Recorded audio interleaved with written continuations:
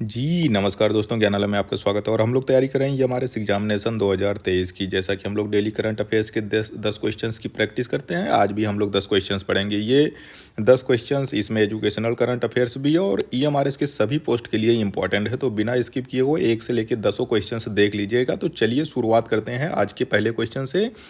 IOC से related है, Olympic से रिलेटेड है।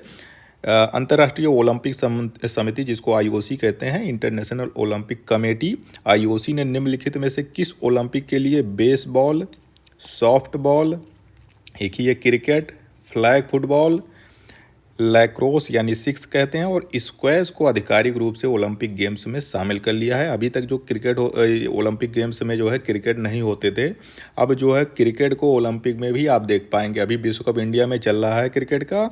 अब जब ओलंपिक, अब अगला जब ओलंपिक होगा, अगला नहीं, अब इसमें डेट एकदम डाल दी गई है कि किस ओलंपिक से क्रिकेट को भी खेला जाएगा। ये सारे जो जितने गेम है, बेसबॉल जिसको सॉफ्टबॉल भी कहते हैं, क्रिकेट, फ्लैग फुटबॉल, लैक्रोस और स्क्वैश, इन सब को ओलंपिक गेम्स में शामिल कर लिया गया। ये अभी तक नहीं खेले जाते थे, इनको हटा दिया गया था। बाकी सब और सब सारे खेल थे, लेकिन ये नहीं थे।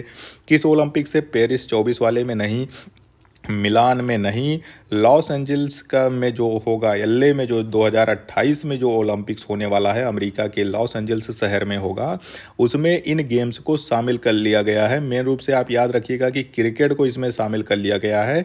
जो 2028 का लॉस एंजल्स में ओलंपिक होगा, वहाँ पे क्रिकेट भी आपको ओलंपिक में देखने को मिलेगा। दूसरा क्वेश्चन है कि हाल ही में यूनाइटेड नेशंस विश्व पर्यटन संगठन, United Nations World Tourism Organization, जिसको UNTWO कहते हैं, ने गुजरात के कच्छ में स्थित किस गांव को सर्वश्रेष्ठ गांव, पर्यटन गांव के रूप में सम्मानित किया है? ये एक तो WTO होता है, वर्ल्ड ट्रेड ऑर्गेनाइजेशन, एक WTO होता है वर्ल्ड टूरिज्म ऑर्गेनाइजेशन। तो यूनाइटेड नेशंस या संयुक्त राष्ट्र का जो वर्ल्ड टूरिज्म ऑर्गेनाइजेशन है या विश्व पर्यटन संगठन है, उसके द्वारा गुजरात का पहला चीज़ है गुजरात, दूसरा है गुजरात का कच्छ जिला, और वो कौन सा गांव है जिसे सर्वश्रेष्ठ पर्यटन गांव 2023 के रूप में सम्मानित किया है?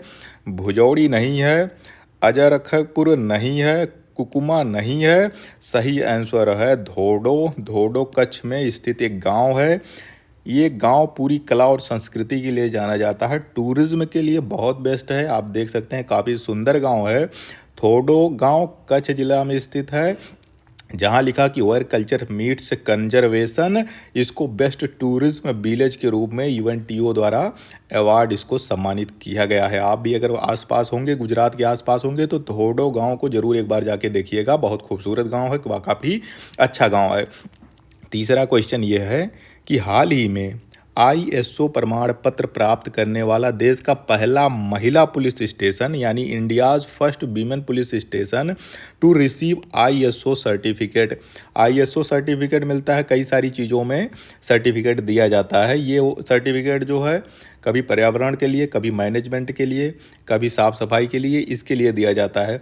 तो देश का जो पहला महिला पुलिस स्टेशन है जिसे ISO प्रमाण पत्र प्रदान प्राप्त हुआ है, वो कौन सा है? प्रयागराज का जिला है, प्रयागराज का पुलिस स्टेशन है, भोपाल का, आगरा का या इंदौर का? राइट आंसर है भोपाल। भोपाल जनपद का जो महिला थाना है, महिला थाना, क्योंकि ये पूछ रहा है बीमन पुलिस स्टेशन, तो महिला थाना जो है, महिला थाना, भोपाल के महिला थाना को ISO जो है प्रमाण पत्र प्राप्त हुआ है। ISO प्रमाण पत्र प्राप्त हुआ है ये 9001 2015। ये मैनेजमेंट के लिए, अच्छे मैनेजमेंट के लिए, अच्छे रखरखाव के लिए ये प्राप्त होता है, ISO प्रमाण पत्र प्राप्त होता है। चलिए अगला क्वेश्चन देखते हैं कि भारत में यूनाइटेड किंगडम के वैज्ञानिकों ने संयुक्त रूप से हाल ही में किस राज्य में स्थित दंपा टाइगर रिजर्व में टोड की नई प्रजाति बुफॉइड्स भूपति की खोज की? Bhupathi discovery of a new species of toad. Toad की जो मेढक जैसा होता है, टोड मेढक जैसा ही होता है, लेकिन मेढक नहीं होता, थोड़ा सा कभी टोड जो होता है, कुछ टोड जहरीले भी होते हैं। इसका नाम रखा गया है बुफॉइड्स भूपति इन दी दंपा टाइगर रिजर्व। तो ये पूछ रहा है कि दंपा टाइगर रिजर्व है कहाँ है? तो असल में टाइगर रिजर्व है, कुल 54 टाइगर रिजर्व हैं इंडिया में, कुल 54 टाइगर रिजर्व हैं।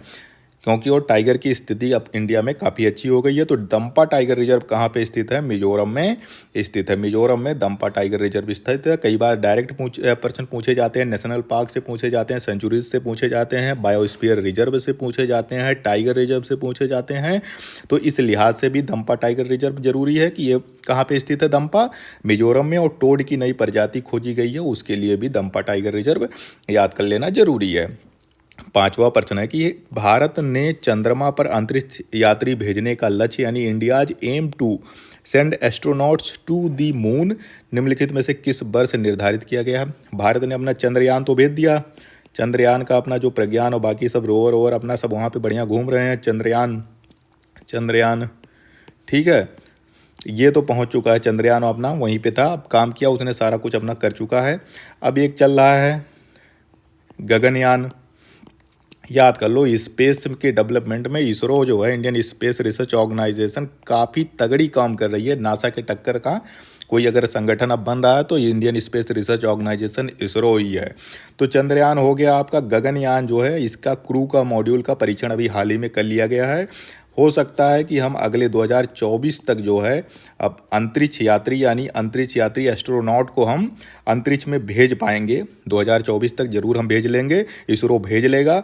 दूसरा जो है 2035 तक का जो टारगेट रखा गया है, 2035 तक के लिए इसरो ने टारगेट रखा है कि अपना हम Indian Space research space station जैसे अंतर्राष्ट्रीय स्पेस स्टेशन है अमेरिका का और रूस का है, चाइना ने भी बना लिया है, तो इंडिया भी कह रहा है कि हम 2035 तक अपना स्पेस स्टेशन बना लेंगे। जब हम वहाँ चंद्रमा पे अपना अंतरिक्ष यात्री भेजेंगे, उससे पहले हमारा स्पेस स्टेशन बन के तैयार हो जाएगा। स्पेस स्टेशन क्या होते हैं? स्पेस में बना हुआ एक स्टेशन है, वहाँ पे यात्री रहते भी हैं, वहीं पे रहते हैं, वहीं पे रिसर्च करते हैं। कोई वायुयान अगर जाना होता है कहीं लंबी दूरी के लिए, जैसे हम चंद्रमा पे अगर अपना गगनयान चंद्रयान जो भी भेज रहे हैं, तो स्पेस स्टेशन पे जाके हम वहाँ पे रुकते भी हैं, तेल वोल सब भरा सकते हैं, खाना पीना भी खा सकते हैं। उसके बाद फिर हम अपनी यात्रा पे आगे निकल सकते हैं। स्पेस स्टेशन अंतरिक्ष का जो अंतर्राष्ट्रीय स्पेस स्टेशन है वो अमेरिका का नासा वालों का है, और इसरो रूस वालों का है, और चाइना वालों ने भी उसमें बना के रखा है। अब इंडिया 2035 तक लक्ष्य रखा कि हम भी अपना स्पेस स्टेशन बना लेंगे, और फिर 2040 तक ये कह रहे हैं कि हमारा 35 में स्पेस स्टेशन बन जाएगा, और हम 40 में जो है अपना एस्ट्रोनॉट जो है हम चंद्रमा पे भेज देंगे।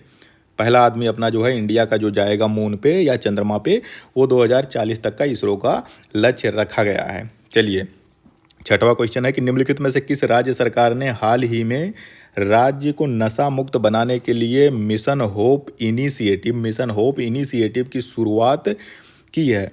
महाराष्ट्र ने की है, छत्तीसगढ़ ने की है, पंजाब ने की है, या उत्तर प्रदेश ने की है? अरे भाई, नशा से मुक्ति के लिए वही स्टेट शुरू करेगा जहाँ पे नशा बहुत ज़्यादा होता हो, नशा की एक समस्या हो, युवा बहुत ज़्यादा नशा से ग्रस्त हो, इस अवसाद में, इस चीज़ों में फंस चुके हैं। तो ये कहाँ पे सबसे ज़्यादा समस्या है? पंजाब में। हम सभी जानते हैं पंजाब में जो है, जैसा कि उड़ता पंजाब एक मूवी भी बनी हुई थी, नशे पे ही थी। यहाँ पे नशे की स्थिति बहुत ज़्यादा ख़राब है, क्योंकि अफ़गानिस्तान इसके पास में पड़ता है, पाकिस्तान पास में पड़ता है। अफ़गानिस्तान में अफ़ीम की खेती होती है, अफ़ीम की। तो अफ़ीम जो है पाकिस्तान के रास्ते जो है ये चला आता है पंजाब में, बहुत आसानी से चला आता है। तो इसलिए यहाँ पे अफ़ीम की छोटा मोटा अगर जो है नशा होता है तो वो चीज़ तो हो जाती है, पान मसाला, गुटखा, खैनी, बीड़ी, तम्बाकू, ये सब चल जाता है थोड़ा बहुत। लेकिन अफ़ीम, चरस और बड़े लेवल की जब अगर नशा चलने लगती है, ड्रग्स चलने लगता है, वो एक बड़ी मिशन भाई छोटी मोटी जो है नशा वो भी समस्या ही है, लेकिन ये जो ड्रग्स चल रहे हैं, अफीम हो गया, और जो गोलियां जो आती हैं ड्रग्स की, वो काफ़ी ख़तरनाक हैं। इंजेक्शन आ रहे हैं वो ख़तरनाक हैं। छोटे छोटे बच्चे पंजाब में नशीली चीज़ों का सेवन कर रहे हैं, नशीले पदार्थों का सेवन कर रहे हैं, गंभीर समस्या है। इसीलिए पंजाब सरकार ने पंजाब को नशा मुक्त बनाने के लिए मिशन होप इनिशिएटिव की शुरुआत की है। हमें सिर्फ इतना रखना है कि मिशन होप इनिशिएटिव किसके द्वारा शुरू किया गया है? पंजाब सरकार द्वारा शुरू किया गया है। नशा मुक्ति बनाने के लिए इसकी शुरुआत की गई है। सातवां, हाल ही में निम्नलिखित में से किस खिलाड़ी ने T20 क्रिकेट में 11 गेंदों पर अर्धशतक यानी हाफ सेंचुरी इन 11 बॉल्स लगाकर? युवराज सिंह रिटायर हो चुके हैं, क्रिकेटर हैं, काफ़ी अच्छे क्रिकेटर थे। अर्धशतक का रिकॉर्ड तोड़ दिया, यानी broke the record of Yuvraj Singh fastest half century. तो कौन, ये पूछ रहा है कि T20 क्रिकेट में उस कौन से खिलाड़ी ने युवराज सिंह के जो सबसे ज़्यादा तेज 12 गेंदों में अर्धशतक लगाए थे उनका रिकॉर्ड किसने तोड़ दिया है? शुभमन गिल नहीं, हार्दिक पांड्या नहीं, आशुतोष शर्मा, रोहित शर्मा। राइट आंसर है आशुतोष शर्मा। ये अंतर्राष्ट्रीय मैच नहीं था। ये जो आशुतोष शर्मा है ये रेलवे की तरफ से खेलते हैं क्रिकेट, रेलवे का खिलाड़ी है आशुतोष शर्मा। इसने 11 गेंदों में T20 यहीं लोकल मैच हो रहा था, मतलब राष्ट्रीय स्तर का मैच था। आप रणजी ट्रॉफी या इस तरह से देख सकते हैं। तो आशुतोष शर्मा ने 11 गेंद में ही हाफ सेंचुरी का रिकॉर्ड बना दिया। युवराज सिंह इससे पहले जो है 12 गेंदों पे बनाने वाले सबसे तेज फास्टेस्ट सेंचुरी इंडिया की तरफ से बनाए थे। अब इंडिया की तरफ से सबसे फास्टेस्ट सेंचुरी बनाने का रिकॉर्ड पहुंच गया आशुतोष शर्मा के पास 11 देश में। और अंतर्राष्ट्रीय स्तर पे जो है वो आप नेपाल के उसका सुने होंगे नाम, नेपाल का हमने इस पहले वाले वीडियो में बनाया था, दीपेंद्र सिंह एरी, ठीक है। दीपेंद्र सिंह एरी नेपाल का क्रिकेटर है। इसने जो है 9 ही गेंद में हाफ सेंचुरी का रिकॉर्ड बनाया है। अगर अंतर्राष्ट्रीय लेवल पे पूछा जाएगा कि अंतर्राष्ट्रीय स्तर पे सबसे तेज अर्धशतक लगाने का रिकॉर्ड किसके पास है, तो नेपाल के देवेंद्र सिंह एरी है। अगर पूछ रहा है कि राष्ट्रीय नेशनल लेवल पे किसका है, तो आप अब आ जाएगा आशुतोष शर्मा का। रेलवे की तरफ से खेलता है। युवराज सिंह के 12 गेंदों की बजाय 11 ही गेंदों में हाफ सेंचुरी बनाकर ये रिकॉर्ड इसने बना लिया है। हाल ही में विमोचित the reverse swing colonialism to cooperation, एक किताब का नाम है the reverse swing colonialism to cooperation पुस्तक के लेखक निम्नलिखित में से कौन है? हरदीप सिंह पुरी, अशोक टंडन, अमिय बागची या अमिताभ घोष। राइट आंसर है द रिवर्स स्विंग, इसके लेखक हैं, द रिवर्स स्विंग के लेखक हैं अशोक टंडन। और इसका विमोचन किया था अशोक टंडन है, किताब अशोक टंडन जी की है। इसका विमोचन हरदीप सिंह पुरी ने किया था। इसका लोकार्पण, इसका विमोचन किसके द्वारा किया गया था? हरदीप सिंह पुरी द्वारा किया गया था।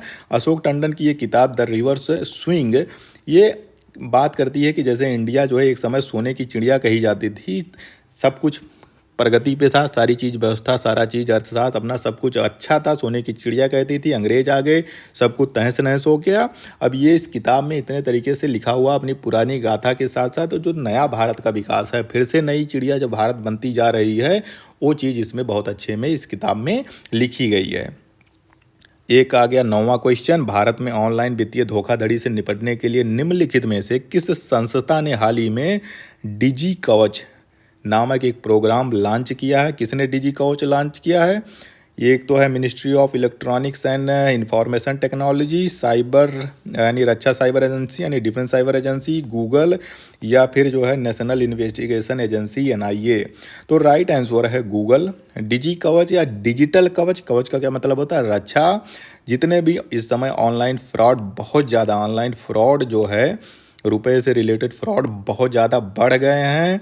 इस फ्रॉड से निजात दिलाने के लिए एक मिशन शुरू किया गया है, एक प्रोग्राम लॉन्च किया है गूगल ने डिजी कवच नाम से। जब भी कोई ईमेल या मैसेज या कॉल हमारे पास आते हैं तो एंड्रॉयड यूजर को गूगल क्या करेगा, उसको अलर्ट जारी करेगा, अलर्ट करेगा कि ये मैसेज कैसा है। वित्तीय लेन देन से रिलेटेड कोई भी मैसेज अगर आपके पास आएगा, अगर वो फ्रॉड लगेगा तो गूगल वाला यूजर को जो है एक अलर्ट देगा, चेतावनी देगा कि भाई इस चीज़ पे मत करना, ये इस लिंक को मत खोलना, ये फ्रॉड हो सकता है, आपके साथ धोखाधड़ी हो सकती है। तो डिजी कवच जो है वित्तीय धोखाधड़ी, ऑनलाइन वित्तीय धोखाधड़ी से निपटने के लिए एक प्रोग्राम जो है गूगल द्वारा शुरू किया गया है। आज की वीडियो का अंतिम क्वेश्चन है कि संगीत में उनके उल्लेखनीय योगदान के लिए प्रतिष्ठित दुर्गा भारत सम्मान हाल ही में किसे सम्मानित किया गया? राणा मजूमदार को, वासुदेव दास बाऊ को, पंडित अजोय चक्रवर्ती को या मणिलाल नागा को? तो राइट आंसर, ये सम्मान दिया जाता है, बंगाल सरकार द्वारा दी जाती है। बंगाल सरकार जो है, वेस्ट बंगाल सरकार जो है दुर्गा भारत सम्मान देती है। किसमें? संगीत के क्षेत्र में अतुलनीय योगदान के लिए पूरे संगीत में अच्छा काम करने वालों को बंगाल सरकार ये सम्मान देती है, दुर्गा भारत सम्मान। इस साल का 2023 का ये सम्मान दिया गया है पंडित अजोय चक्रवर्ती को, पंडित अजोय चक्रवर्ती को। ये बंगाल के रहने वाले हैं, हिंदुस्तानी शास्त्रीय संगीत गायक हैं, काफ़ी अच्छे गायक हैं, काफ़ी उल्लेखनीय काम किया है। इसीलिए बंगाल सरकार द्वारा इस साल का दुर्गा भारत सम्मान पंडित अजोय चक्रवर्ती को दिया गया है। अगर आप लोग इस का पीडीएफ डाउनलोड करना चाहें तो डिस्क्रिप्शन में जाके आप इसका पीडीएफ डाउनलोड कर सकते हैं। अगर आप लोगों को ये वीडियो अच्छा लगा हो तो प्लीज़ लाइक शेयर सब्सक्राइब कर दीजिएगा।